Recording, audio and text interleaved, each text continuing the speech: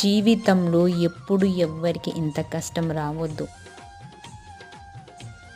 అది నీళ్ళలో పోతే ఎలిగేటర్స్ తినేసేస్తాయి, పైకి వెళ్తే అది తినేసేస్తుంది. అసలు దానికి ఎక్కడా దారి లేదు. ఎంత ఘోరమైన పరిస్థితిలో అది ఉంది.